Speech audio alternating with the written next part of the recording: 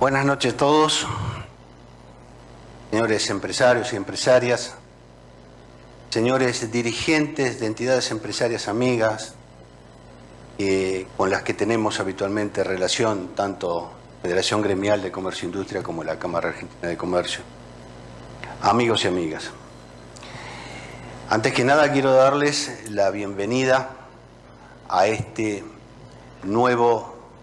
nueva conferencia que forma parte del ciclo que hemos denominado Escenarios Políticos y Económicos que desarrollamos junto con la Cámara Argentina de Comercio y Servicios desde hace varios años.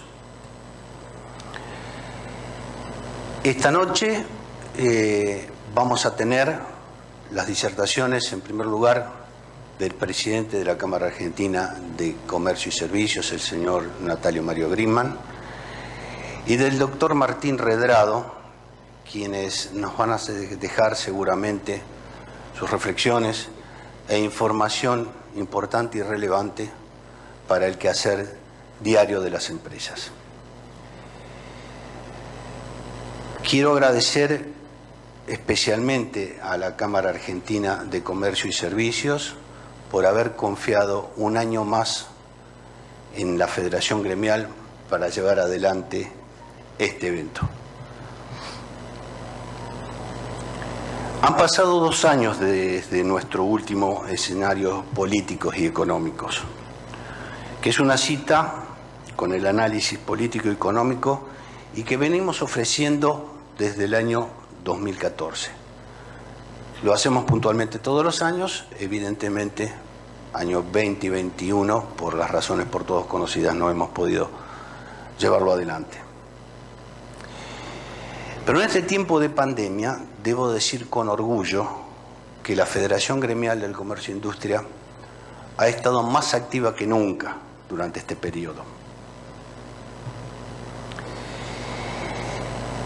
En este desgraciado periodo tuvimos que enfrentar la pandemia, por supuesto. Tuvimos que enfrentar una crisis económica producto de la pandemia y más recientemente una amenaza de guerra a escala global. Aún así estamos hoy reunidos todos aquí. Y esto nos da mucha confianza, nos llena de confianza a la Federación Gremial, porque la presencia de todos ustedes es una reafirmación de la vocación de los empresarios de actualizarse permanentemente y de la utilidad de este emprendimiento que llevamos adelante junto con la Cámara Argentina de Comercio y Servicios todos los años. Reitero que estamos orgullosos de la actividad que mantuvimos en la Federación Gremial durante este periodo, por haber estado muy activos. Y quiero decirles que en cumplimiento de nuestra misión representamos a las empresas de la región en el entendimiento de que no solo era necesario preservar la salud de las personas, que sin ninguna duda era lo elemental, sino que además era importantísimo mantener la salud y preservar la supervivencia del sistema productivo. En la consecución de tal objetivo, multiplicamos nuestras gestiones, tanto ante las autoridades municipales como provinciales y nacionales. Durante 2 años acordamos normas de aperturas y cierre, cambios de modalidad de trabajo, teletrabajo y nuevas normas de producción. Estuvimos al lado de las empresas de la región desarrollando protocolos de trabajo seguro, solicitando licencias impositivas temporarias, asistencia financiera para afrontar los gastos fijos y brindamos capacitaciones y formaciones para mutar a la virtualidad, promoviendo la transformación digital y adaptaciones del modelo de negocio. Es decir, que estuvimos muy activos, brindándole a las empresas las herramientas necesarias para poder sobrellevar los avatares que les imponía la pandemia. Se lograron muchos de nuestros objetivos, pero sin embargo tenemos que lamentar que en este periodo muchos colegas, empresarios, dirigentes, ya no están más con nosotros. Y quiero para ellos darles nuestro mejor homenaje. El sistema productivo jugó también un rol muy importante en el combate de la pandemia. Sin empresas no habría habido camas, hospitales, vacunas, barbijos y muchos de los bienes y servicios que se aplicaron para paliar la misma. En muchos casos transformamos las fuerzas de la producción para producir los bienes necesarios para combatirla. Ese fue el gran aporte de las empresas. Y ante este logro, quiero hacer énfasis en revalorizar el rol del empresario dentro de la sociedad como motor de la creación de riqueza, empleo y bienestar. Y es que todo proceso productivo tiene entre sus factores al empresario, que es quien idea el proyecto, arriesga el capital y combina los engranajes de la maquinaria de la producción para llevar la idea a la realidad. Por supuesto, con la ayuda de los trabajadores, que con su fuerza y capacidad multiplican este proceso. En definitiva, resulta difícil reconocer de que fueron 2 años en la vida de cada uno de nosotros. Parece que han sido muchos más, pero finalmente, y debemos celebrar que estamos hoy reunidos todos nuevamente en la pospandemia. Y en la pospandemia, nuestro empresario, a quien representamos, abre su comercio, su industria, su negocio cada día y sigue encerrado en los mismos caminos sin salidas. Sufrimos crisis económicas recurrentes, regulaciones de la era analógica, un marco de relaciones laborales que no contempla las nuevas formas de producir. Sufrimos dificultades para acceder al mercado financiero nacional y mucho más con el mercado financiero internacional. Tenemos una infraestructura pública que requiere urgente atención y que es un elemento vital porque incide fuertemente y directamente en el costo de la producción argentina. Un marco de integración al mundo poco transparente e inestable también tenemos, pero sobre todo yo esto lo resumiría o quisiera destacar las disputas políticas que generan fuerte incertidumbre e interfieren así de este modo en el normal fluir del proceso productivo. La incertidumbre que vivimos en nuestro país es quizás una de las principales y mayores dificultades que tenemos que afrontar cada día. Y seguimos requiriendo obtener respuestas a nuestros viejos problemas.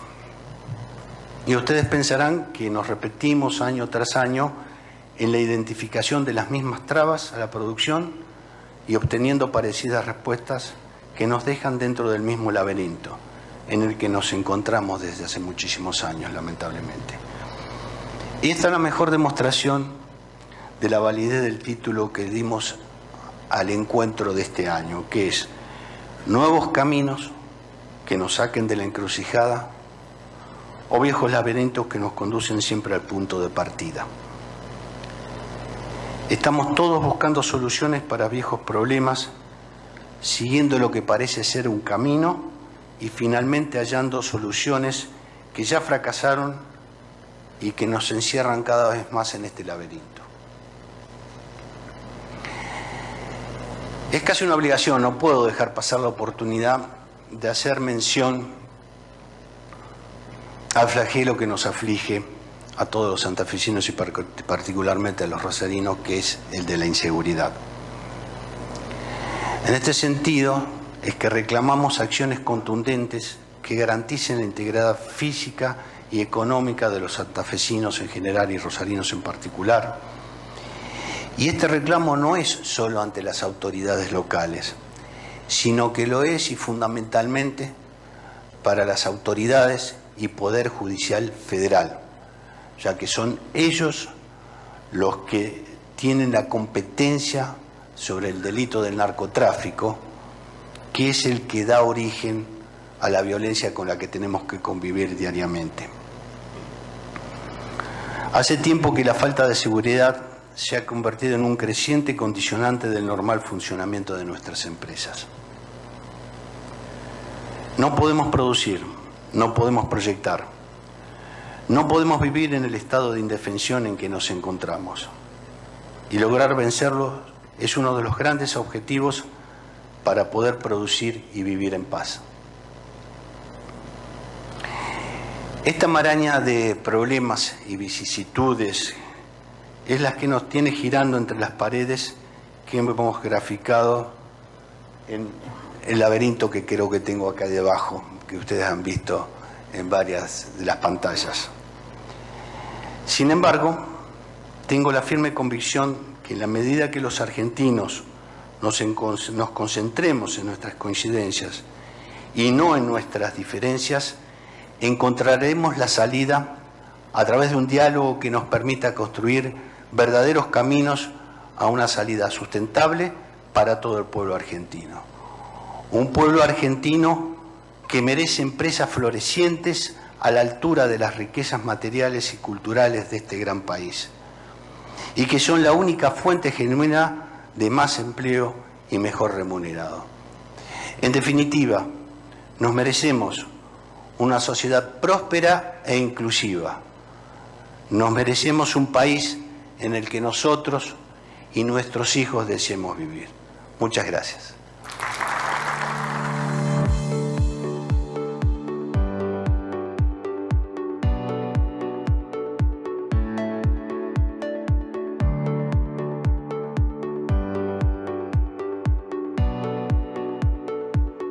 Buenas noches. Es un placer volver a estar en Rosario, como bien decía Edgardo, después de 3 años. Sí, son 3 años que estuvimos la última vez de manera presencial. Y la verdad que si bien la virtualidad nos salvó, porque hay que reconocer que, imagínense ustedes lo que hubiese sido en términos económicos, fundamentalmente no poder seguir haciendo negocios a través de la virtualidad, esto es otra cosa. El poder ver tantos amigos, de tantas cámaras empresarias de la región, realmente reconforta. Y quiero públicamente agradecerle a Edgardo Mosquita. Edgardo Mosquita es integrante de nuestra mesa chica de la Cámara Argentina de Comercio, un estrecho colaborador de la entidad, una entidad, como comentaba recién, estamos recién atravesando los primeros 98 años, así que vayan preparándose para el 24. Vamos a hacer una gran fiesta, quizás si sobrevivimos. Una entidad que a mí me gusta llamarlo Grupo CAC, porque somos 600 personas, 522 registradas en planilla y el resto directivos. Somos una pyme bastante importante, bastante grande. ¿Y por qué? Porque tenemos, además del gremialismo empresario, que es lo que hacemos nosotros, tenemos una parte educativa muy importante. Tenemos un instituto privado que tiene más de 30 años y la Universidad KS, que tiene 50 años, y muchos me preguntan ¿por qué una entidad gremial empresaria se preocupa por la educación? Porque la educación es el futuro.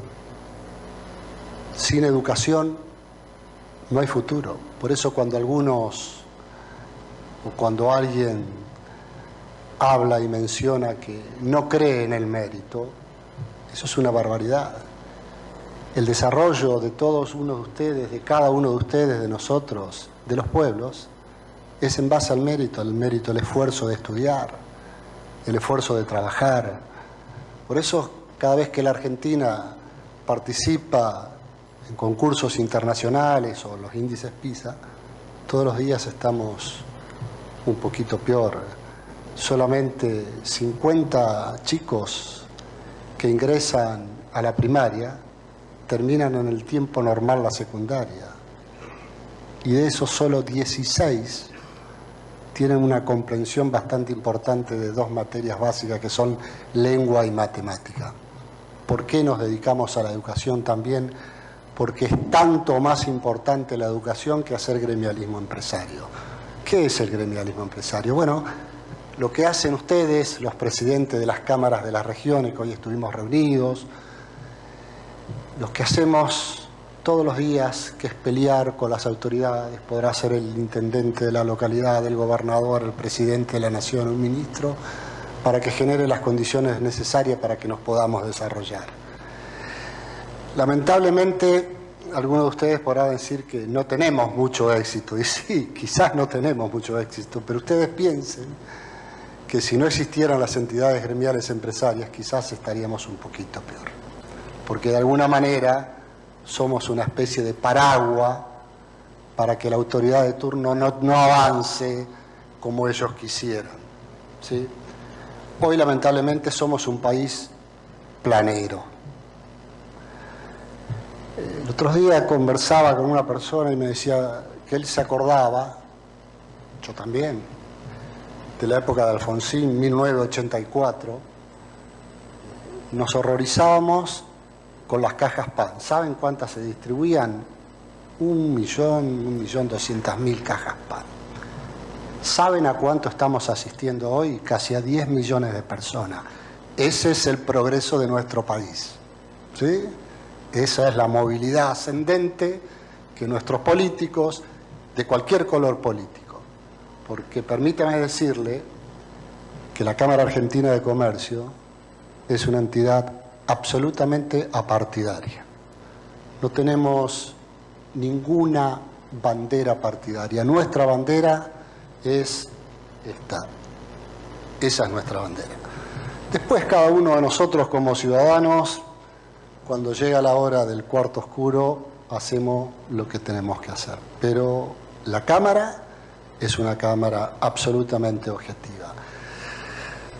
En mi responsabilidad de ser presidente de una institución de esta naturaleza, obviamente me divierto todos los días con los medios periodísticos. Yo atiendo a todos, los que me tratan bien y los que me tratan mal. Ahora el que me trata sin respeto no lo atiendo, pero la mayoría son muy pocos. Quizás uno que no lo voy a mencionar porque no vale la pena. Y alguna vez un periodista de esos me dice, pero ustedes son una entidad opositora. Yo le digo, ¿opositora que sí? Porque ustedes son anti esto. No, le digo, pará. Nosotros no somos ni anti-K, ni anti-P, ni anti-M. Nosotros somos anti-estupidez. Porque lo que es la Argentina potencialmente es una estupidez que hoy tengamos las crisis que tenemos. Estupideces que se vienen dando desde hace 90 años, porque si alguien cree que esto empezó ayer, esto empezó en 1930, con el primer golpe cívico-militar. Ahí, hasta ese momento, la Argentina tenía un PBI extraordinario, estábamos entre los primeros países del mundo. Y hoy, nuestro PBI es tremendamente lamentable. Pero como yo soy un poco desordenado y no sé leer, me voy por las ramas, pero le hablaba de un país planero. Y ese país planero es una vergüenza, pero es una vergüenza para las personas que reciben los planes, porque los denigra de alguna manera. ¿Qué más valioso que poder trabajar? Pero el mismo gobierno, y entiéndanme claro cuando hablo de gobierno, quizás debería decir gobiernos, los de ahora, los que estuvieron anteriormente, los de atrás, no importa el color político, incluyendo las desgracias de las dictaduras militares, ninguno tuvo la capacidad de construir un país con un modelo económico sustentable como lo hicieron algunos países de la región. No voy a hablar de Suiza. pero hay países vecinos que tienen un modelo económico mucho más tranquilos, con inflaciones mucho más bajas. Y esta, además de ser un país planero, y cuando me viene a la memoria un pastor estadounidense bautista, Adrian Rogers. Adrian Rogers decía que todo lo que una persona recibe sin haber trabajado es porque alguien trabajó para no recibirlo. Entonces, esa parte de la sociedad que recibe algo tampoco se preocupa porque sabe que hay otra parte que va a trabajar para dárselo. Y el otro que trabaja para dárselo en un momento dice, basta, yo no quiero trabajar más. Porque ¿para qué voy a trabajar si tengo que dárselo? Medio como el laberinto, ¿no? Pero básicamente ese es el concepto. Entonces, no se puede multiplicar la riqueza dividiéndola, ¿sí? Porque acá hablan de que hay que ampliar la riqueza, hay que redistribuir la riqueza. La riqueza primero hay que crearla, no se puede redistribuir lo que no existe. Pero claro, suena lindo y a los políticos eso seguramente le trae algunos votos. Y hay muchas cosas que están mal en nuestro país. Es un país donde no se respetan las leyes. Yo digo que un expresidente de la Cámara que alguna vez anduvo por acá, Carlos de la Vega, ya fallecido, él había acuñado una frase, vos te tenés que acordar, Edgardo, que decía que en la Argentina la ley es optativa. El que quiere la cumple y el que quiere no la cumple. Yo no sé aquí en Rosario, pero la capital federal donde trabajo, vivimos con piquetes, cortes de calles, bloqueos, todos, absolutamente todos los días del año. Menos sábado y domingo porque los muchachos tienen que ver los partidos de fútbol. Todos los días del año. Y ellos dicen que es un derecho. A ver, Constitución Nacional, 14 bis, derecho a huelga. Perfecto. Constitución Nacional, el 14, derecho a transitar y a trabajar. Si vos me cortás, estás violando mis derechos. Ahora, ¿hace algo la justicia? No hace nada. ¿Hace algo los gobiernos? Sea el gobierno nacional o el gobierno de la ciudad, tampoco hace nada. Y además de ese flagelo de los cortes, de los piquetes y de todas esas cosas, hace mucho tiempo que tenemos el flagelo de que sindicatos patoteros con actitudes mafiosas nos bloquean las empresas. Y ahí la veo a una valiente señora, Verónica Racini. La conocí a finales del año pasado, le entregamos un premio, la semana pasada estuvo en Buenos Aires junto con Florencia Arieto. Tuvieron la enorme valentía de armar el movimiento empresario antibloqueo, que a partir de ahora nosotros nos comprometimos a trabajar con ellos. Porque hay que perder el miedo, hay que perderle el miedo a los mafiosos. Hay que defender nuestros derechos. Y este es el país que queremos nosotros para vivir. Entonces, este país es un país lleno de ideología.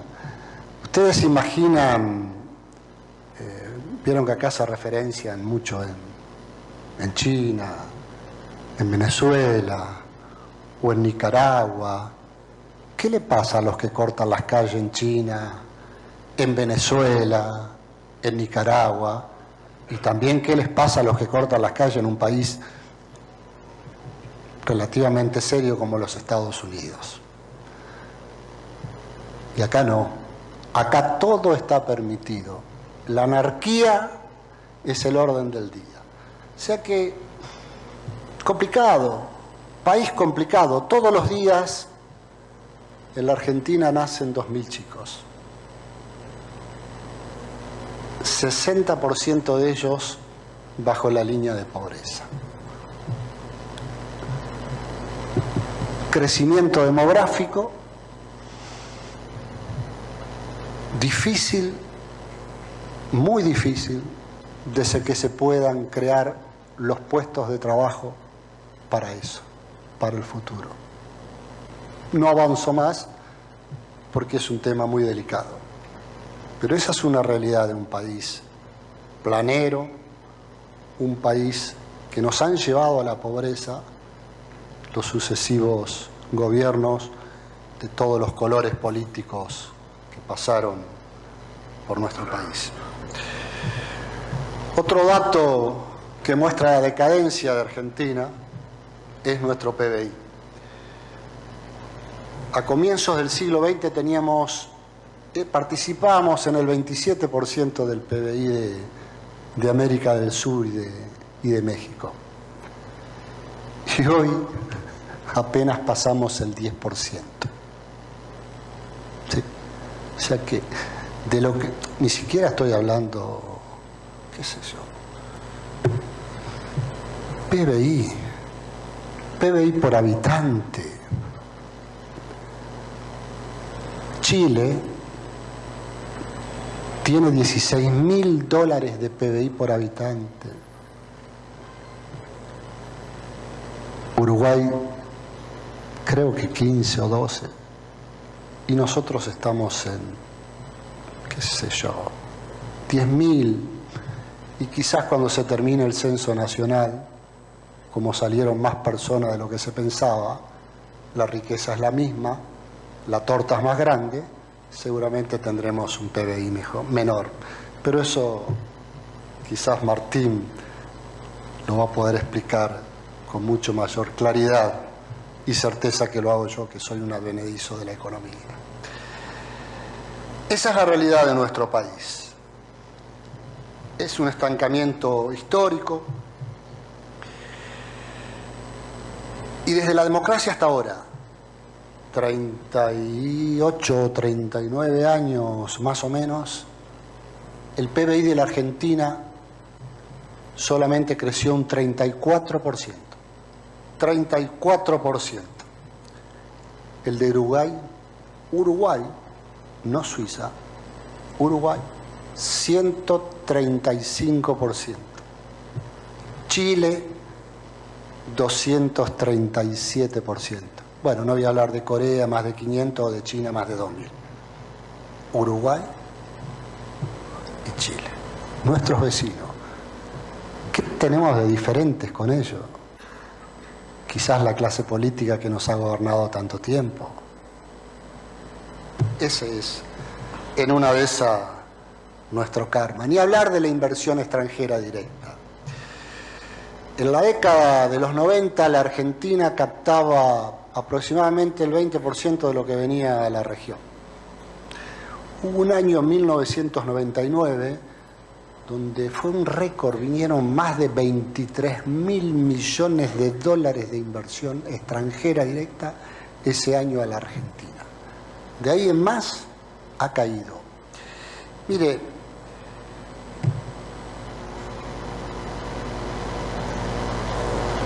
Brasil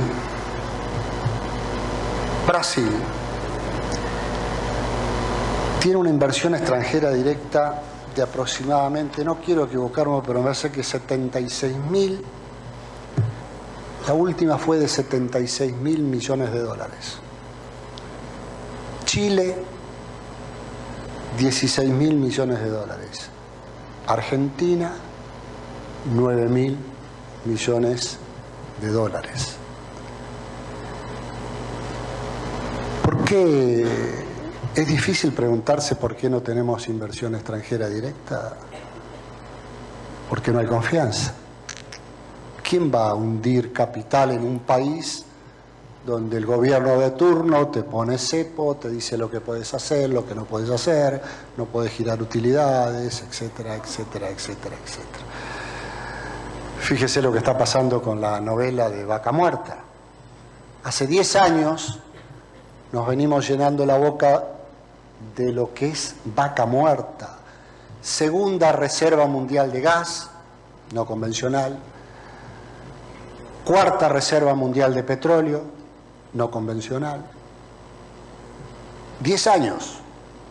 Y hoy cuando producto de la tragedia de la invasión rusa a Ucrania, los valores se fueron por las nubes y el mundo demanda gas y demanda petróleo, nosotros no tenemos las obras de infraestructura para sacarlo. Podríamos estar exportando por 20, 25 mil millones de dólares y no sería necesario importar por 13 mil millones de dólares con los famosos barquitos. Algunos podrán decir, bueno, pero si se construye el caño gasificador, se termina el negocio de los barquitos. Bueno, no lo dije yo, pero esa es la realidad. Como decimos los del campo, cada vez que llueve sopa, nos agarra con el tenedor en la mano. Y eso es lo lamentable de la Argentina, porque es un país que tiene todo. A ver, cuando a mí me dicen que la Argentina es un país rico, yo le digo que no somos un país rico. Somos un país potencialmente rico. Gas, petróleo, minería, litio. ¿Saben ustedes cuánto exporta Chile en minería? Debe andar arriba de los 35 mil millones de dólares por año. ¿Sabe cuánto exporta Argentina en la minería? 3.000. Y somos lo que ellos tienen de un lado de la cordillera, lo tenemos nosotros del otro. Pero claro, acá tenemos problemas, que vienen los ambientalistas, y está bien que vengan los ambientalistas, vienen los pseudos pueblos originarios en el sur, y una inversión extraordinaria que se iba a hacer en el sur de la minería está parada. Está bien, pero hay que tomar todas las contingencias necesarias para que no haya problemas de medio ambiente, y eso se puede hacer porque se hace en el mundo, pero no parar las obras que generan riqueza para el país. Pero hay peleas internas, peleas en el gobierno, que es rarísimo, porque lo normal sería que la oposición se pelee con el gobierno, más o menos.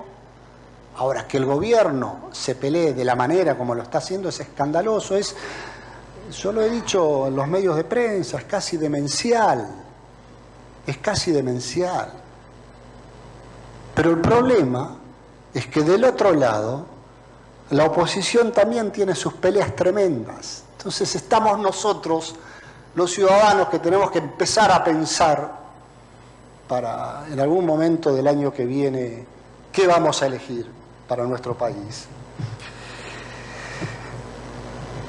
Bueno, silencio en la sala.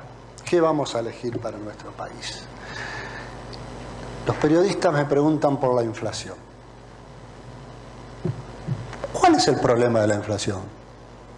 Hace 80 años que tenemos inflación, de 1942 hasta ahora. El promedio de la inflación es de 147% anual. Ahora, si le sacamos la hiper del 89, claro, bajamos al 67%.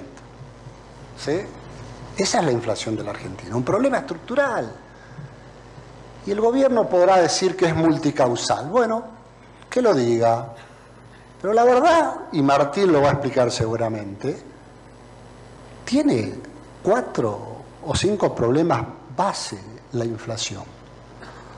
Primero que nada, en nuestra historia no confiamos en nuestra moneda.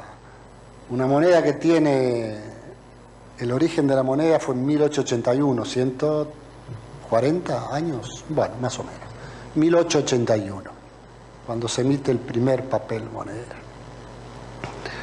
De ahí entonces, 5 veces cambiamos el signo monetario, le sacamos 13 0 a las monedas. Hoy la preocupación es si dejamos las ballenas o ponemos los próceres.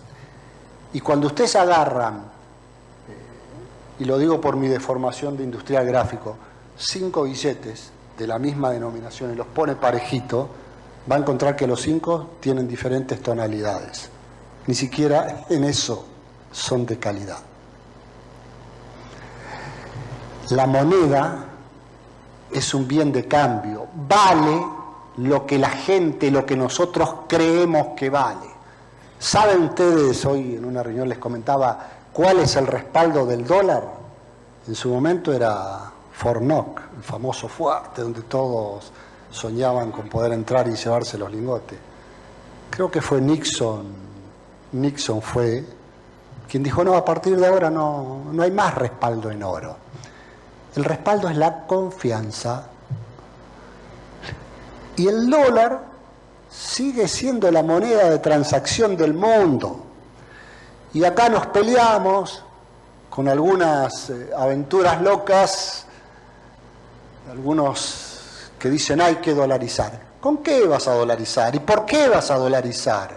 Si la moneda en todos los países del mundo es de alguna manera soberanía nacional. Tenemos que tener una moneda fuerte y tenemos que tener la libertad de poder transaccionar en lo que queremos. Si la Argentina es un país bimonetario, ¿quién ahorra en pesos? El peso nos quema en las manos. Y ahí tenemos los problemas de inflación, el gasto público, un gasto que se ha duplicado, qué sé yo, desde la democracia hasta acá, el 83 hasta acá, el doble. En el 83 era el 19% y estamos con alrededor del 38% del PBI. ¿Y cómo se multiplica el gasto público? Crecimiento desmedido del Estado. Insisto con las preguntas de los periodistas porque me ayudan a ir a armar todo esto. Me dice un periodista, pero ¿y qué opina usted de un Estado fuerte? Le digo, ¿cuál es el problema de un Estado? El Estado no importa si es grande o chico, lo que importa es que sea eficiente o ineficiente. Y acá la Argentina reúne las dos condiciones. Es un Estado elefantiósico e ineficiente. O sea que el problema del Estado grande o chico no tiene nada que ver. Esa es la realidad de nuestro país. Entonces, qué sé yo, bueno, no le voy a hablar de mi amigo Feletti en la pelea que tuvimos con los precios congelados en octubre, cuando yo salí a decir que el congelamiento de precio nunca había funcionado. Hay un libro que se llama 40 siglos o 4000 años de congelamientos y nunca funcionó. Hubo un emperador romano ya por el año 305, Diocleciano, que estableció en Roma el congelamiento de precios y ese fue el principio del fin del Imperio Romano. Nunca funcionó y acá la Argentina tampoco. Entonces cuando yo dije que no iba a funcionar y que eso iba a traer desabastecimiento, mi amigo Feletti salió a decir que yo estaba amenazando a los argentinos y a las argentinas. Yo dije la verdad. No funciona. Y bueno, él llegó con 3% de inflación y se fue con 6% de inflación. Y es como la frase que le atribuyen, no sé, yo nunca se la escuché a Albert Einstein, locura es pretender que si se sigue haciendo lo mismo vamos a tener un resultado diferente. El otro día escuchaba, hablando del tamaño del Estado, no sé si es cierto, perdóneme, que se estaba por inaugurar un tramo de un tren entre Rosario y Cañada de Gómez, 70 y pico kilómetros, 2 horas y media, eso me hace acordar del tren bala Buenos Aires-Rosario, genial.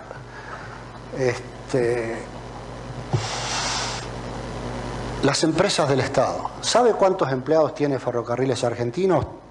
38.000. ¿Sabe cuántas vías férreas transitables? Yo soy del interior, Caminito de Víbora, 4.300. ¿Sabe cuántos tenía en aquel entonces cuando funcionaba mal? Porque hay que reconocer, cuando era empresa del Estado, ustedes se acuerdan del famoso ramal que para, ramal que cierra, qué error. Como también fue un error las privatizaciones, no la privatización en sí, sino el control de las privatizaciones. En aquel entonces había 43.000 kilómetros de vías férreas. Gran cantidad de ciudades del interior dependían del ferrocarril. Hoy el ferrocarril argentino, que transporta aproximadamente 1.3 millones de pasajeros por día, porque cuento los ramales cortos de bonaerense, ¿no? Los que van a la capital federal.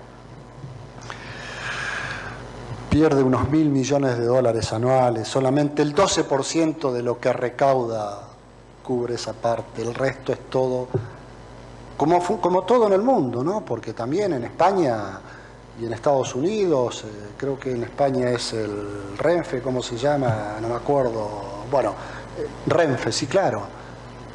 Pero España, ¿cuánto tiene? España tiene 12.000 kilómetros tradicionales, y alguno de ustedes habrá paseado en el AVE, 3.100 kilómetros de alta velocidad. Nosotros tenemos 38.000 empleados y ellos tienen 15.000 empleados. Y lo mismo pasa, algo similar con Amtrak en Estados Unidos. Tiene una red de 33.800 kilómetros y 19.000 empleados. Entonces, y voy a poner el ejemplo con una empresa que integra nuestro directorio, Mercado Libre. Una empresa que siempre el gobierno la pone como ejemplo, como mal ejemplo, que esto, aquello. ¿Saben cuántos empleados tiene Mercado Libre en la Argentina? 9.000. ¿Sabes cuánto tiene el Correo Argentino? 18.000. No les voy a preguntar cuál es más eficiente, pero sí voy a hacer una pequeña comparación. ¿Saben cuál es el valor de mercado de YPF? ¿2.000, Martín? ¿3.000? 2.000. ¿Saben cuál es el valor de Mercado Libre? 40.000. Mercado Libre, que tiene 9.000 empleados en la Argentina, pero debe tener alrededor de 16.000 o 20.000 porque está en México. Nació en un garaje. Nosotros lo vemos a Jeff Bezos y a todos esos que nacieron en garajes allá en Estados Unidos. Nació en un garaje acá en la Argentina. Entonces, en vez de tenerlo de ejemplo, el gobierno, no, eso es un mal ejemplo. Bueno, entonces, el Estado grande, ¿para qué sirve? Sirve para hacer política, mala política. Por eso estamos como estamos. ¿Y qué hablar de la calidad institucional? Nosotros, en la Cámara Argentina de Comercio, en nuestro estatuto, en el artículo 2, por si nadie se dio cuenta, defendemos la libertad. Nos gusta vivir en la democracia, que no es un sistema perfecto, pero nos gusta vivir en la democracia. Nos gusta el respeto por las instituciones de la República y obviamente que promovemos la iniciativa privada. Y esa palabra, respeto por las instituciones de la República. Ahora el gobierno, el Congreso está preocupado, se les ocurrió una genial idea de la Corte Suprema Federal, 25 miembros. ¿En qué parte de la Constitución dice que la Corte Suprema tiene que ser federal? ¿En qué parte? Es cierto, en la primera Constitución decía que tenía que ser de 5 miembros, después la pasaron a 6, y en la última Constitución del 94 sacaron eso, dejaron al arbitrio de los gobiernos poner la cantidad. Pero ¿para qué? Para eso está el Senado de la Nación. Ahí están los representantes de la provincia. Imagínense usted una corte con un representante de la provincia, donde haya que juzgar a un gobernador, como juzgaron al gobernador de mi provincia. ¿Qué van a hacer? No van a hacer nada, porque se van a poner de acuerdo, porque hoy te toca hoy y mañana me puede tocar a mí, entonces más vale, no sentemos jurisprudencia. Señores, no toqueteemos las instituciones de la República, que no funcionan bien. Eso hay que decirlo, pero hay que buscar la manera que funcionen dentro del marco de la Constitución. Porque si no, la Constitución no es algo para toquetearlo, para hacer, es un contrato moral con la ciudad, con el ciudadano. Es un contrato moral y que hay que cumplirlo, por eso la ley no debe ser optativa. Y no me voy a referir a la inseguridad por respeto a ustedes los rosarinos, pero eso es un problema tremendo, tremendo. ¡Wow! Y ahora sí voy a hablar de un tema que es como mi caballito de batalla porque eso es lo que me desvela. Podemos hablar de todos los problemas de nuestro país, de las causas, de las consecuencias, pero algo que es gravísimo y es ese sesgo antiempresario que tiene la Argentina hace muchas décadas. No entienden, yo no sé cómo no entienden nuestros gobernantes que no hay ninguna posibilidad que un país se desarrolle si no hay empresas, si no hay empresarios. Y entiéndanme bien la definición de empresarios, emprendedores, que después pueden llegar a tener 1.000, 10.000, 25.000 empleados. Creo que la empresa privada de Argentina, que es una de comunicaciones, la más grande, tiene 28.000 empleados. Pero hay cadenas de supermercado que tienen 16.000, 18.000. Y también es doña Rosa de Quitilipi, que es ella solita con su esposo, su hijo y algún empleado. Eso es lo que necesitamos en la Argentina. Miren, a mí me gusta poner comparaciones porque ayuda. A mí me ayuda por lo menos para entender la crisis. Chile tiene 55 empresas cada 1.000 habitantes. México y Colombia 50. Brasil 26. ¿Saben cuánto hay en la Argentina? 13. 13 empresas. ¿Y por qué? Porque somos antiempresarios.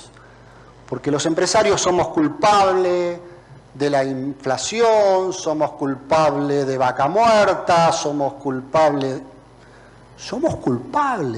Nosotros tenemos la culpa de la decadencia de Argentina, la clase política no.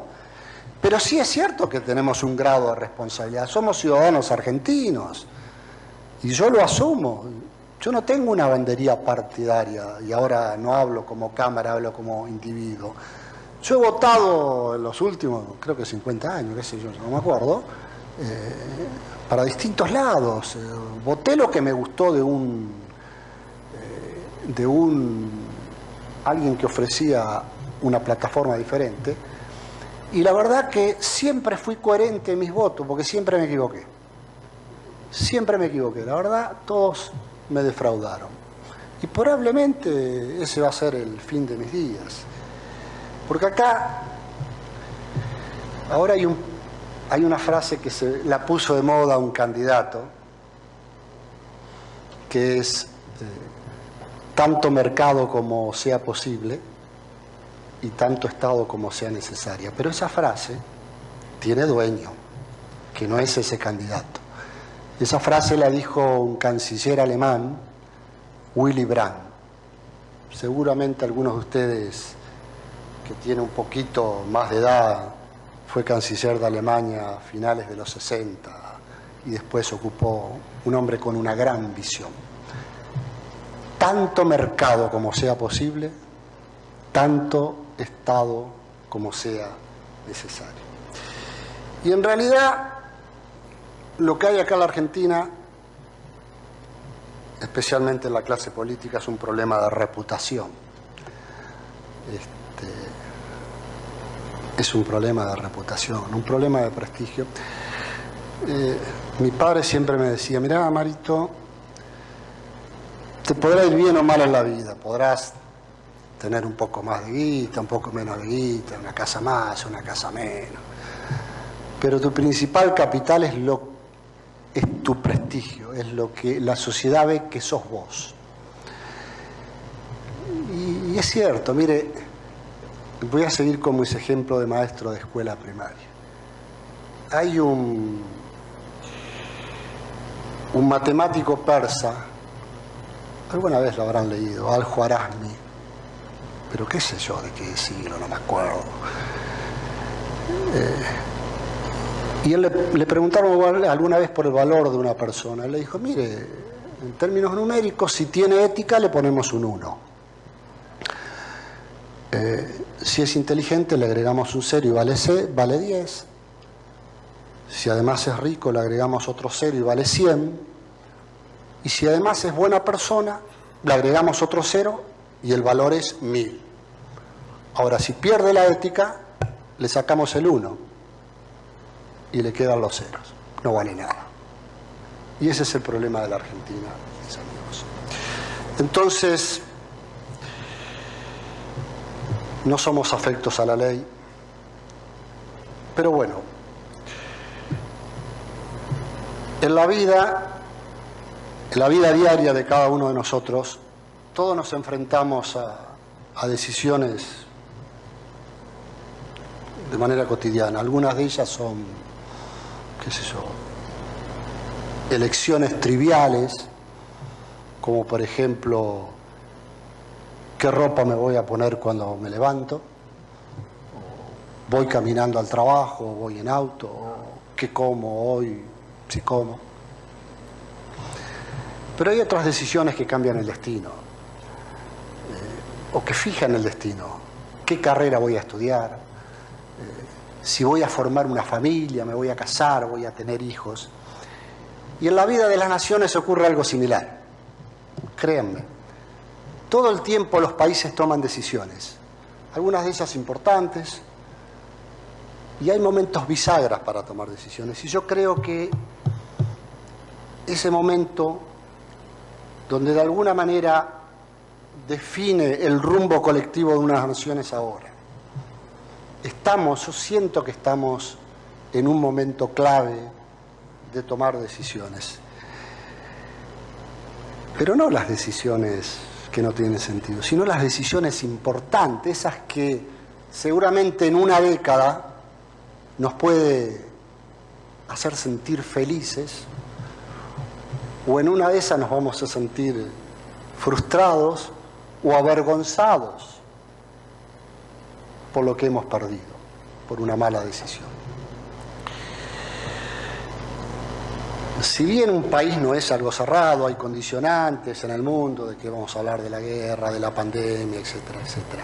Pero sí hay cosas que nosotros podemos y debemos hacer. Nosotros, los hombres y mujeres libres, que podemos hacer para intentar cambiar nuestro país. Podemos optar por una dirección o podemos optar por otro. Personalmente tengo muy claro lo que yo quiero para mi querido país. Tengo muy claro cómo quiero que crezcan mis hijos y mis nietos. Cuando nos debatimos entre el diálogo o el conflicto, entre el respeto o el avasallamiento de las instituciones, les hablaba de las instituciones, entre la prosperidad o la pobreza, entre la ética o el latrocinio, tengo muy claro de qué lado quiero estar. Y estoy seguro que cada uno de ustedes, todos ustedes, también lo tienen muy claro. Entonces, los convoco a trabajar juntos por ese país que queremos. Los invito a no dejarnos ganar por el desánimo. Los exhorto a construir un futuro que tanto ansiamos. En fin, yo estoy seguro que lo que digo es un sueño posible. Por favor, realicémoslo. Muchas gracias.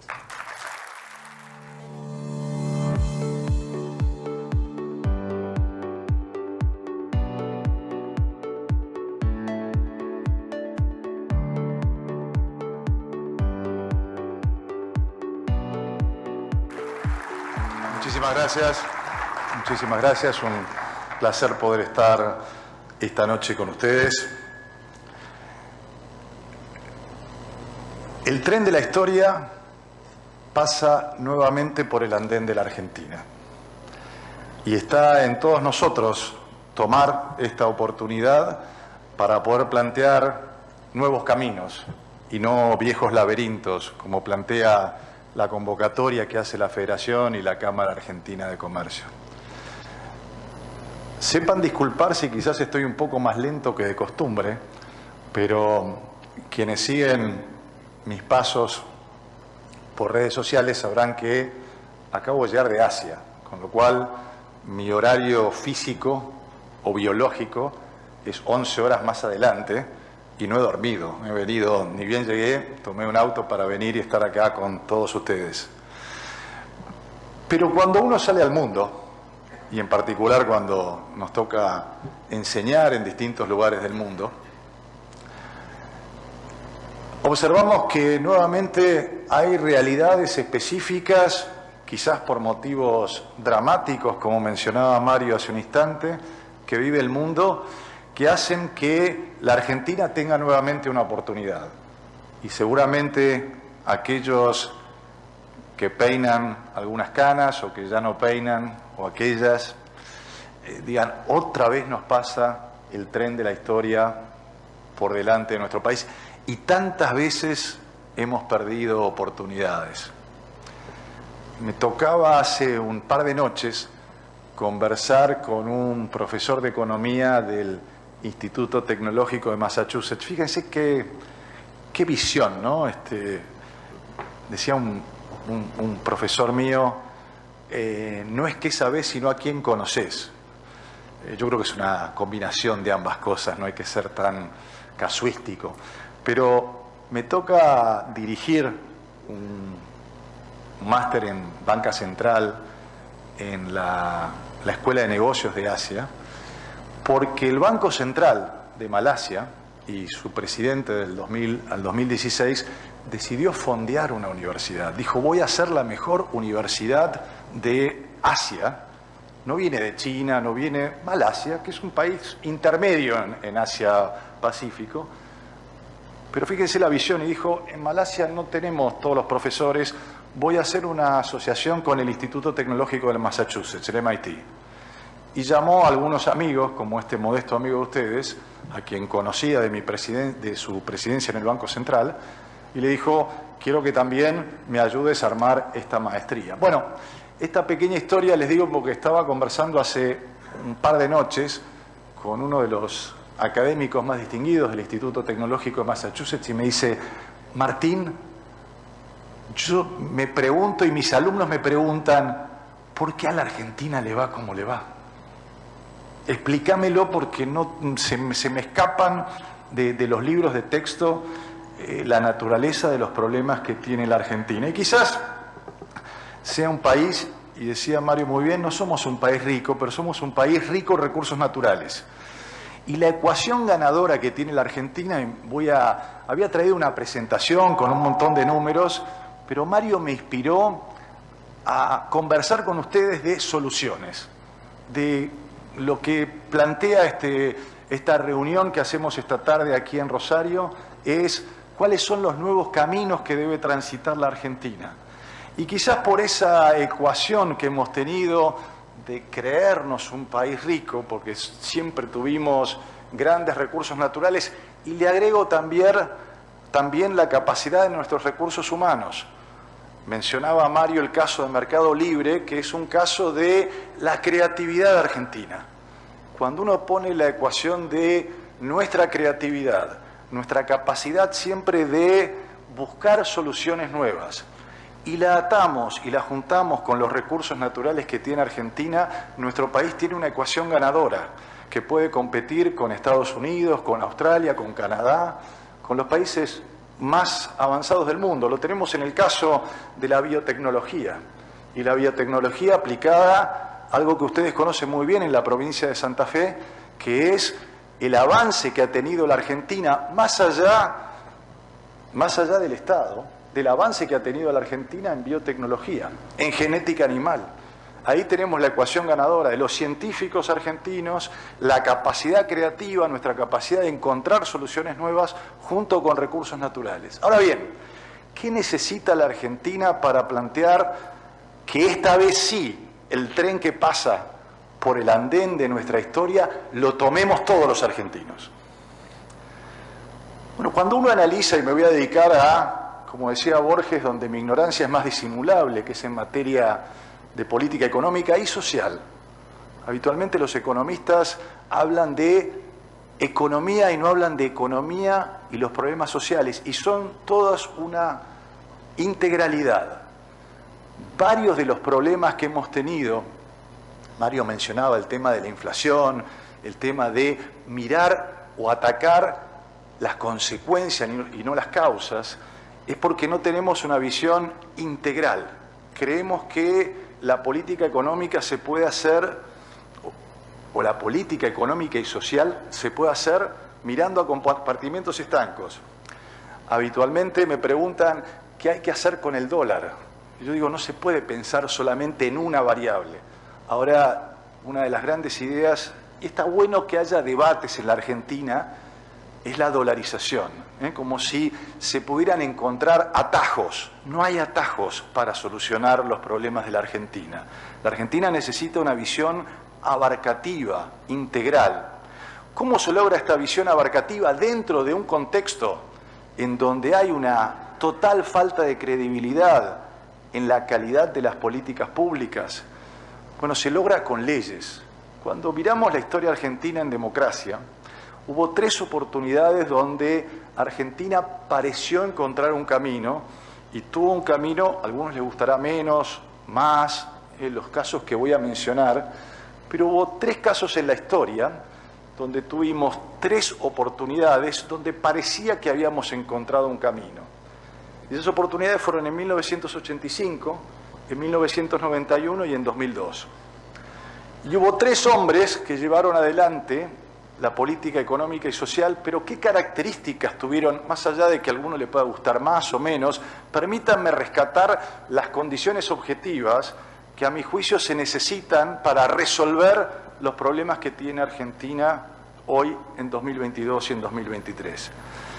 Primero, no se puede tener un Ministerio de Economía totalmente particionado, porque la política económica y social, quien conduzca la política económica de un país, debe tener ese concepto de integralidad, debe tener la capacidad de resolver los problemas de inflación, pero también debe tener la capacidad de pensar y trabajar y resolver los problemas de la pobreza. Muchas veces, muchos colegas piensan cómo estabilizar la economía y después se ocupan de los costos sociales. Hay que tener una visión holística y pensar de manera integradora y en bloque de cómo se resuelve, cómo se estabiliza nuestra economía y cómo se crece con integración social, cómo se crece con movilidad social ascendente, de la cual quien les habla es nieto y casi todos nosotros, los que estamos en la audiencia, o somos nietos o somos hijos de esa movilidad social ascendente que lamentablemente se perdió en la Argentina. Argentina necesita entonces un programa de estabilización y crecimiento, pero las condiciones objetivas es tener un Ministerio de Economía Integral, un plan económico de estabilización y crecimiento y leyes que lo puedan respaldar. Y leyes que tengan mayorías especiales, leyes que tengan el 50+1 del Congreso de la Nación, pero que para revocarlas necesiten mayorías especiales. De manera tal que mañana si gobierna Mario, Pedro, María, José, el que sea, Argentina va marcando un sendero para el sector privado. Ese sendero, a mi juicio, tiene que estar marcado por 5 leyes. Las 2 primeras referidas a estabilizar, a bajar la tasa de inflación, o le diría las 3 primeras, marcaría también una 6ª ley que tiene que ver también con mi historia profesional, y 3 leyes que estén dedicadas al crecimiento económico. La primera ley es una ley en materia monetaria, una materia monetaria que le dé previsibilidad a la cantidad de dinero que tenga que emitir el Banco Central y que tengamos un directorio del Banco Central que rinda cuentas cada 3 meses de cuánto se está emitiendo en el corto plazo y que le dé previsibilidad en materia de cuánto es la cantidad de dinero, y eso tendrá que ver con una medición adecuada de la demanda de pesos. Porque claramente lo que debe proveer un Banco Central es estabilidad monetaria. Y para eso tiene que hacer un adecuado cálculo de cuánto es la demanda de pesos y cuánto es la oferta de pesos. Por supuesto, para eso se necesita una segunda ley que marque la independencia del Banco Central. Independencia que yo defendí hasta con mi propia libertad. Muchos quizás recuerden que cuando enfrenté al poder político en el 2010, enfrenté 6 causas penales.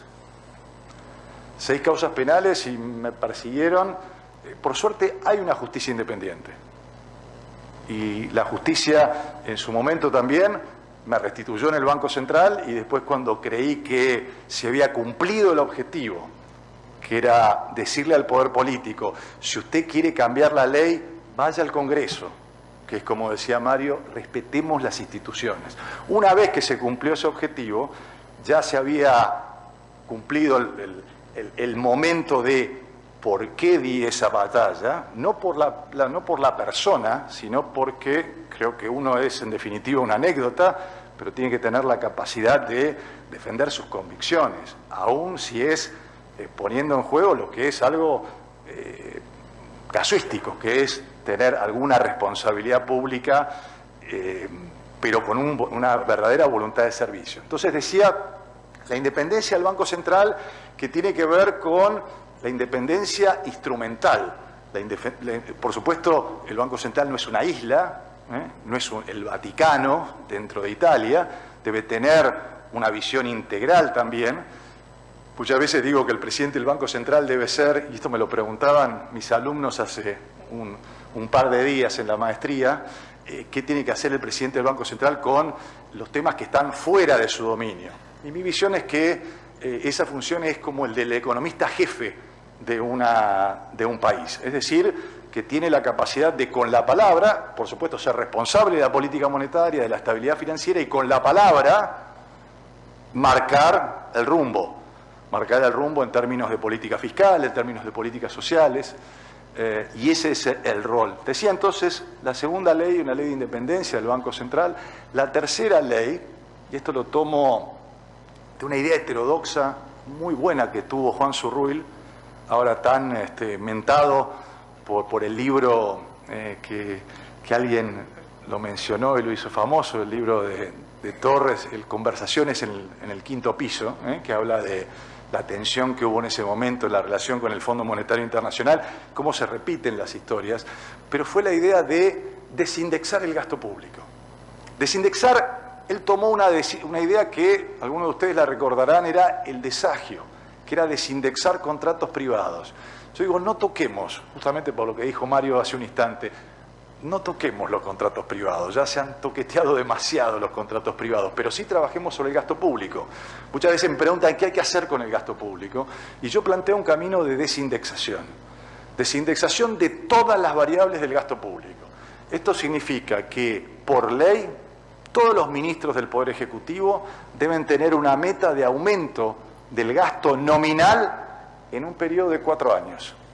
Entonces, si este año queremos apuntar a una inflación del 40%, todas las variables del gasto público del Poder Ejecutivo Nacional, con los ministros responsables que firman cada uno de los gastos que hacen en cada una de su repartición, deben crecer a un 40%. Y el año que viene a un 30%. Y el año subsiguiente, en 2024, al 20%. Y el 2025 a un 10%. Esa es la manera de marcar un sendero de previsibilidad y de darle un anclaje a las expectativas. La inflación se maneja con política fiscal, con política monetaria, con política de ingresos, con expectativas.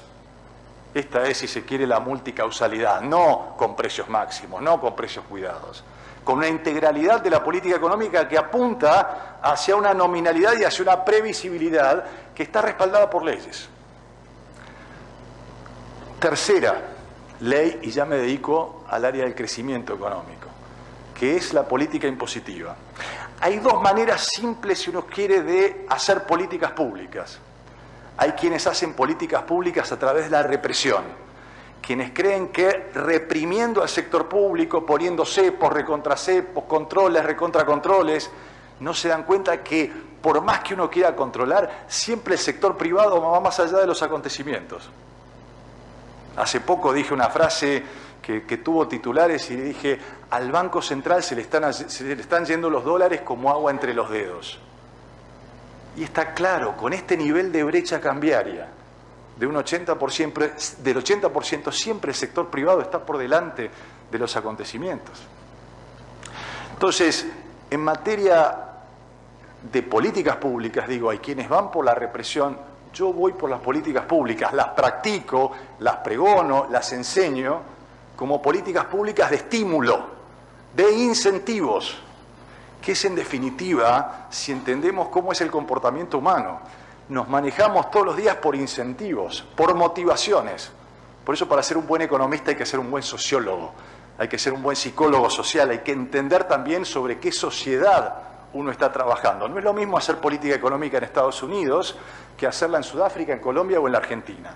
Hay que entender la idiosincrasia, hay que entender la naturaleza de nuestros pueblos, las crisis que hemos tenido, lo que hemos aprendido, y a partir de ello, entonces actuar en consecuencia. Pero si planteamos que el camino son los estímulos, hay dos maneras de hacer políticas públicas con incentivos, o tres maneras. Incentivos impositivos, incentivos crediticios, no dirigiendo la banca, sino utilizando la banca pública.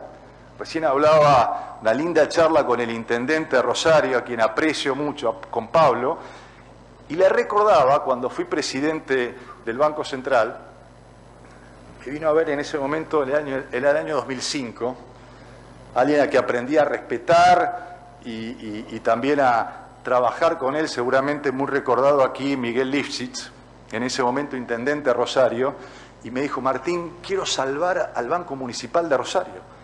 Y le dije: Miguel, lo tenés que capitalizar, tenés que mostrarme que realmente tenés compromiso. Bueno, y en ese momento le dimos un plan de estabilización, un programa para que el Banco Municipal no terminara cerrando. Obviamente el Banco Municipal se puede utilizar bien o se puede utilizar mal. Me decía Pablo que había muchas cosas para mejorar en ese Banco Municipal, pero yo entiendo que también los estímulos pueden trabajarse a través de la banca pública, que tiene una ventaja central sobre la... Sí, muchas gracias.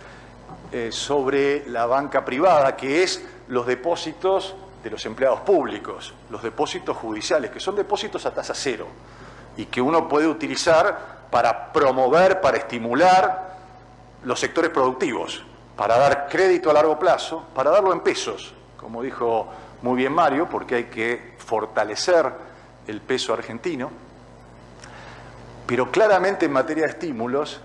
Y el tercer estímulo son estímulos arancelarios. Poder utilizar la política de aranceles, es decir, de aranceles a la importación sobre todo, y aquí voy a dar un dato concreto también que hace a la provincia de Santa Fe, interesante en términos de hablar de políticas públicas, pero que es una modernización de la estructura impositiva argentina. Argentina tiene que ir hacia una tercera ley que signifique la simplificación y la reducción de la carga tributaria en la Argentina, con una idea central que es ampliar la base de tributación, que más argentinos paguemos menos impuestos. Y aquí una distinta idea de justamente poder aprovechar estas oportunidades. Hace un par de semanas me tocaba hablar con un funcionario de la administración pública brasileña, un funcionario permanente, no un funcionario político, y me decía, bueno, Brasil es hoy una potencia también agrícola, y me decía cómo poder aprovechar este momento tan importante que vive el mundo, que es un fenómeno permanente.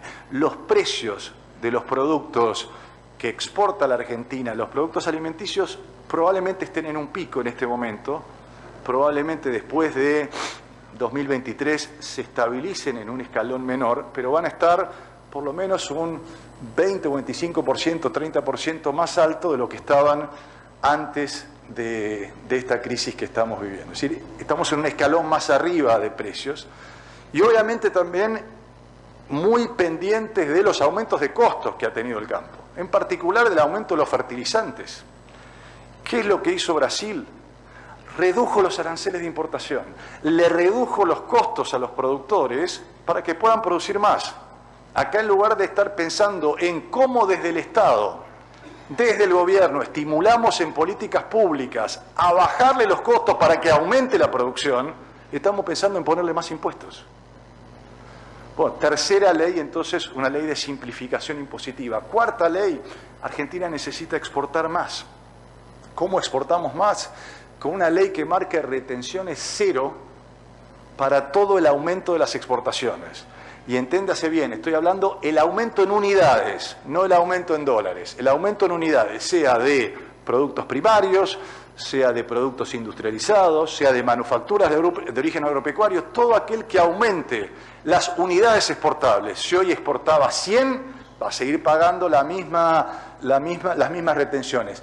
Si exporta 110 sobre las 10 unidades adicionales, lo que estoy diciendo es llevemos las retenciones a cero. Con lo cual, no estamos quitándole capacidad fiscal al sector público, sino que le estamos generando estímulos a la exportación y a la generación de dólares genuinos, que es lo que necesita la Argentina. Quinta ley, una ley de infraestructura que integre al país, que nos permita marcar las principales obras públicas que nos lleven a generar un transporte multimodal, es decir, que integre las vías férreas con las carreteras, con la hidrovía, que es una bendición de Dios que tenemos y que no sabemos aprovechar o que le podemos cada vez más inconvenientes para poder utilizarla como una de las vías de transporte que nos permita integrar nuestra producción argentina hacia el mundo. Todo esto entonces se puede lograr con leyes. La pregunta es qué condiciones objetivas nos pueden llevar a eso. La dinámica, y ahora sí voy a hacer un zoom en el muy corto plazo, me voy a sacar por un instante el sombrero que más me gusta, que es el de hacedor de políticas públicas. Porque creo que en la Argentina hoy necesitamos discutir soluciones. Yo no sé si las 5 leyes que yo acabo de plantear y que las tengo hechas en borrador y que las estoy hablando a disposición, si tuviera alguna especulación personal, estaría guardándolas y me guardaría las soluciones y no las estaría exponiendo. Creo que hay que debatirlas. Y hay que debatirlas con la clase dirigente, porque esto es un problema de la clase dirigente argentina que vaya generando los espacios de debate y de debate en nuestros representantes, que es en definitiva el Congreso, para poder crear esas condiciones. Estará en nosotros este debate que estamos dando en la Federación. Felicito también a la iniciativa de la Cámara Argentina que pone estos temas, pero está la Cámara Argentina de Comercio, la Cámara de la Construcción, la Unión Industrial, es decir, todo lo que son las fuerzas vivas, productivas de la sociedad, que deben estar discutiendo y poniendo soluciones concretas sobre la mesa, sin egos. Cuando uno trata también de explicar los problemas de la Argentina, es por favor dejemos los egos de lado. No, si no soy yo el que lo lleva adelante, no hay soluciones para la Argentina. Por eso mi último libro se llama Argentina Primero. No por encontrar un eslogan, por decir, bueno, si vamos a plantear soluciones, primero pensemos en qué es bueno para la Argentina. Y después pensemos qué es bueno para nuestras familias y después para nuestra individualidad. Pero cuando tratamos de explicar también por qué nos pasa lo que nos pasa, por qué se nos pasan las oportunidades delante de los trenes pasan delante de nuestro andén, es también un problema de egos, un problema de individualidades. Nos cuesta mucho poder ceder los protagonismos a otro. Y probablemente sea porque ya llevo una dilatada e intensa carrera profesional, es que creo que los egos nos hacen muchísimo mal a todos los argentinos y por eso lo planteo como un tema de debate en la clase dirigente. La pregunta es, en estas 3 oportunidades que señalé, 1985, 91 y 2002, lamentablemente tuvimos que tener una crisis cambiaria, una crisis inflacionaria, una crisis social. ¿Es necesario nuevamente que la Argentina llegue a una crisis más profunda de la que tenemos ahora en los próximos meses para tomar el toro por las astas y para poder tomar esta oportunidad? También es cierto que se puede seguir pateando la pelota hacia adelante, que es lo que se viene haciendo también desde quienes nos miran desde el mundo. Cuando analizamos el programa con el Fondo Monetario Internacional, que se firmó en el mes de marzo, no es más que la mirada desde afuera de decir, no se puede hacer nada con la Argentina en el corto plazo, pateemos la pelota para el 2023. Dice mi amigo y colega, con quien tengo, por supuesto, como colega bastantes, digamos, sobre todo en este enfoque, pero dice el expresidente del Banco Central de Brasil, ahora el director para el hemisferio occidental del Fondo Monetario, Ilan Goldfein, gran tipo, pero dice, este es un enfoque realista y pragmático. Yo creo que se podría ver, creo que tiene que ver también, muchas veces también nos gusta echarle la culpa a los de afuera. Argentina, y muchas veces los errores que hemos cometido con el fondo, es por no llevar un programa propio. Argentina no llevó un plan económico propio y el Fondo Monetario, como ni el mundo, ni los accionistas del mundo, y también hay que decir los accionistas de la coalición gobernante, nadie quería el default. Creo que todos supimos y pagamos las consecuencias de lo que fue el default del 2001, no era positivo para nadie. El mundo tampoco quería, y yo no diría por una cuestión de buena conducta, ni tampoco nos creamos que Argentina es tan importante. Lamentablemente, como ha dicho Mario, hemos perdido peso relativo aún dentro de nuestra propia América Latina, siendo todavía el tercer país de América Latina en términos de peso específico, más allá de nuestra caída relativa. Pero hoy el mundo está tan complicado que ninguno de los países que es accionista del fondo quiere que ningún país caiga en default. Llámese la Argentina o llámese cualquier país. Y nos ha planteado, observen ustedes que desde que se firmó el acuerdo con el Fondo Monetario no han parado de caer las reservas del Banco Central. Es decir, no se ha generado la confianza, no ha servido como una expectativa, como un ancla de confianza, y ha servido para patear los problemas hacia adelante. Ahora, en el muy corto plazo, Argentina tiene un problema de incumplimiento. Vamos en camino de incumplir las 3 metas fundamentales que teníamos con el Fondo Monetario. Vamos a incumplir, como dije hace un instante, la meta de acumulación de reservas. Las reservas están yendo porque se están incrementando las importaciones, porque cualquier hombre, mujer del sector privado, lo que dice es, ¿qué hago con los pesos? Lo más escaso que hay en la Argentina es el dólar oficial. Entonces es lo más buscado. Argentina debería tener una política de unificación cambiaria. No quiero ser autorreferencial, pero a mí me tocó pasar antes de esta crisis, la crisis financiera internacional más importante que tuvo el mundo desde 1930. La caída de Lehman Brothers en 2008, que también se dio con una cantidad de circunstancias internas que tenía la República Argentina. Nunca pusimos cepo cambiario. Siempre hicimos políticas anticíclicas de tener un banco central que acumuló en épocas de vacas gordas, y aún en mucha discusión con las autoridades políticas del país, utilizando reservas y explicándole a las autoridades políticas por qué había que utilizar reservas para poder calmar las expectativas en un momento de salida, de crisis, como fue el momento que vivió el mundo con la caída del cuarto banco de inversión en ese momento de los Estados Unidos. Entonces, hoy tenemos 15 valores del tipo de cambio. Imposible manejar el sector privado con 15 valores del dólar. Argentina debería ir hacia la unificación. Pero bueno, vamos en términos de, por aumento de importaciones, por pago de deuda del sector privado y por pago de servicios, a que el Banco Central no puede acumular reservas. Y vamos en camino, en junio, de incumplir la meta en materia de acumulación de reservas. La segunda está en materia de emisión monetaria. También vamos en camino de incumplir, pero la semana pasada la creatividad o también la anuencia del Fondo Monetario se utilizaron los derechos especiales de giro. Ustedes saben que el programa con el fondo lo que hizo fue darle a la Argentina la plata como para poder pagar la deuda que tenemos con el fondo. La moneda que tiene el Fondo Monetario se llaman derechos especiales de giro.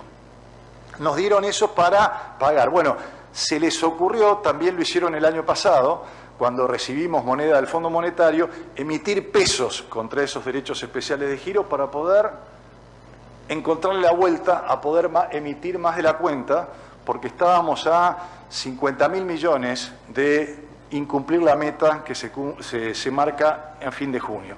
Y también la meta fiscal, estamos en vías de incumplirla, es cierto, porque también han aumentado los costos de la energía, y entramos también en épocas de vacas flacas en términos de la liquidación de divisas. Y Argentina entonces tiene tensión inflacionaria, con una política que va corriendo por detrás de los acontecimientos, que lamentablemente va a encontrar su techo por la caída del nivel de actividad. Muchos se preguntan si estamos en vías de esta aceleración inflacionaria, si estamos en vías de una hiperinflación. Para que ocurra una hiperinflación tiene que caer verticalmente la demanda de pesos. Y no cae la demanda de pesos, primero porque, y uno tiene que mirar, lo hacemos nosotros con nuestro equipo de Fundación Capital, los depósitos del sector privado, y es cierto que caen los depósitos en pesos, pero están aumentando los depósitos ajustados por inflación, los depósitos ajustados por UVA, y cuando viene algún ahorrista a preguntarme, Martín, ¿qué hago con los pesos? Le digo, mire, si sos un ahorrista que tiene una pequeña cantidad de pesos, lo más fácil, o que no te gusta invertir en bonos o en otro tipo de activo financiero, lo más fácil es el plazo fijo con UVA, y ahí es donde se ha dirigido la mayor cantidad de pesos que hay en circulación, y todas las restricciones que tenemos lo que hace es que no caiga verticalmente la cantidad de pesos, y para que haya hiperinflación tiene que haber una huida del peso, una caída vertical de la demanda de dinero, pero sí lo que estamos teniendo es una inflación que va subiendo escalón por escalón. Nosotros en la Fundación Capital proyectamos, y desde ya había tenido una cantidad de números que por supuesto están a disposición a quienes les gustan números o quienes quieran aburrirse un poco. Preparé una presentación con una cantidad de números, pero quería más que nada compartir conceptos con ustedes y compartir conceptos de cómo se sale, también sumeando en términos de cuáles son los riesgos que tenemos y de los cuales tenemos que cubrirnos cada uno de nosotros en el corto plazo. Nosotros vemos desde mi equipo en Fundación Capital que tenemos un nuevo piso de inflación de un 72%, tomando diciembre contra diciembre, que por supuesto habrá que monitorearlo. ¿Y por qué empieza a ceder la inflación? No porque haya una buena política antiinflacionaria, sino porque cae el salario real. Entonces, cada uno de nosotros que recibe un salario fijo en pesos sabe que cada vez tiene menos poder adquisitivo. Y el salario va corriendo por detrás de la inflación, aun cuando se quieran dar bonos especiales, aun cuando se quieran dar pagos, remuneraciones especiales, la inflación. ¿Por qué? Porque no están ancladas las expectativas. Para tener ancladas las expectativas se necesita una política monetaria, fiscal, de ingresos, que sea creíble, que sea previsible y que sea, como dije hace un rato, respaldada por leyes. Y el segundo riesgo, sin duda, es el riesgo cambiario. Entramos en una época de vacas flacas, el Banco Central no ha podido acumular reservas en la época de vacas gordas, que es este segundo trimestre que estamos transitando. Los 60 días que vienen de acá más son claves. Y las tres variables que ustedes tienen que mirar es, ¿será capaz el Banco Central de revertir esta coyuntura que tiene? Bueno, lo puede hacer si le pone más restricciones. Lamentablemente hace ya bastante tiempo que se instaló esta política de cepo, que en lugar de ir a generar incentivos para que haya más oferta de divisas, lo que genera cada vez es más represión. Y más represión lo que genera es una caída de la oferta. Entonces, si ustedes me preguntan, ¿puede postergarse esto? Sí, puede postergarse, pero siempre en economía hay un costo. Si se ponen más restricciones va a caer el nivel de actividad. Y si cae el nivel de actividad estaremos en un momento de estancamiento con alta inflación y con riesgo cambiario hacia adelante. La pregunta es, ¿qué va a hacer el Fondo Monetario frente a estos incumplimientos? Bueno, tiene dos caminos. Probablemente dé algunos perdones o probablemente genere alguna tensión de decir qué modificación se puede hacer a la política económica para no ir corriendo detrás de los acontecimientos. Y ahí la Argentina va a tener una nueva oportunidad. O discute integralmente un plan que no es solo del gobierno, y reitero, en este estado de circunstancias debería ser del Congreso, o sigue pateando la pelota hacia adelante. En definitiva, en nosotros va a estar la elección. Es de esperar que no lleguemos a una situación más compleja para tomar las decisiones que Argentina puede y debe tomar. La oportunidad está a la puerta de las manos, las soluciones también.